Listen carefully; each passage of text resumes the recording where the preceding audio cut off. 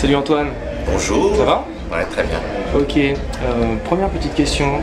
T'es déjà venu jouer au Scoop? Non, c'est la première fois. C'est la première fois? C'est la première fois. Je suis venu un petit peu dans la région il y a très longtemps. Si ce n'est par les boîtes, j'ai passé une partie de mes vacances à Orléans. Voilà, c'est ça. Je venais dans la région d'Orléans, de Jeanne Gardel. Donc c'est voilà, un endroit que tu connais bien? Ouais, très très bien. T'as des amis? J'ai de la famille, j'ai des amis. Est-ce que tu pourrais nous parler de ton premier single justement avec Soraya? J'adore ces histoires parce qu'il y a toujours une petite magie autour des titres. Et l'année dernière, au mois d'août, j'ai reçu un email d'une chanteuse espagnole qui s'appelait Soraya, me marquant qu'elle avait qu'un seul instrument, c'était sa voix, et qu'elle le mettait à ma disposition. Donc après j'ai regardé un peu les vidéos qu'elle m'avait envoyées sur YouTube, j'ai regardé son parcours. Ce qu'elle faisait, est-ce que ça allait pouvoir coller avec les sonorités dans lesquelles moi je travaillais.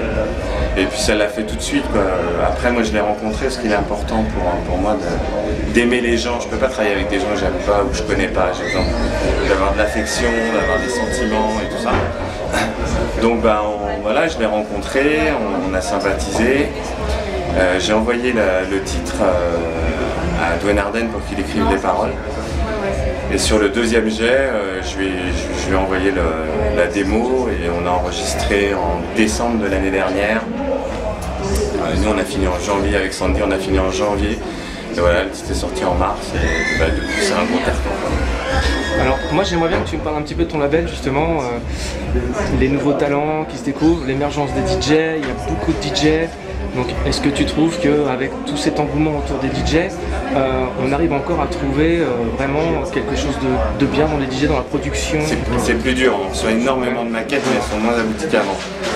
La difficulté qu'on a maintenant, c'est... Déjà moi j'ai plus le temps de finir les prods des DJ, chose que je faisais avant, pour leur donner le son et la couleur un petit peu.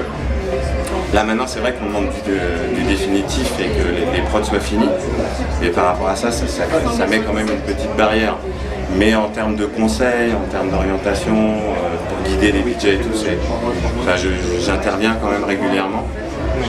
Et des talents, ouais, il y en aura toujours. Et voilà, il y a énormément de jeunes DJ qui commencent à produire. En plus, aujourd'hui, on est quand même des modèles pour eux. Donc ça les motive encore plus. La seule difficulté qu'il y a maintenant par rapport à avant, c'est qu'avant on avait ce support du vinyle qui nous permettait de gagner de l'argent assez vite et de vivre de ça, de ce métier-là et de cette passion. Maintenant il n'y a plus ça, comme il y a le téléchargement pirate et qu'on ne gagne pas assez d'argent avec le téléphone.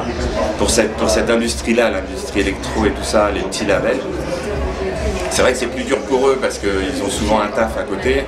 Et comme ils taffent à côté, c'est vraiment un hobby où ils font ça le soir ou le week-end, donc c'est un petit peu plus long. Après, il faut être patient, la maturité d'un DJ et d'un producteur arrive après 30 ans. Donc il faut être énormément patient, il faut beaucoup travailler. Alors justement, est-ce que tu auras un petit conseil peut-être pour ceux qui aimeraient adhérer à ton label, qui aimeraient percer un petit peu là-dedans, qui débutent ou qui ont quelques années d'expérience déjà dans la prod? Le seul conseil c'est la patience.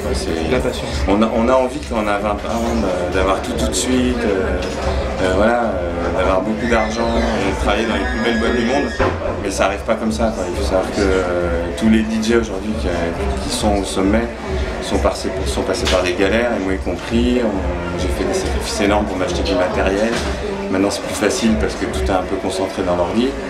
Mais voilà, il faut vraiment se dire que c'est quelque chose, si ce n'est le tube comme ça qu'on fait et le truc qui pète, mais sinon c'est beaucoup de travail, il faut être énormément patient et persévérer. Ok. Salut, c'est Antoine Clamaran, merci à Kinotopia Productions. Merci Antoine. Avec plaisir.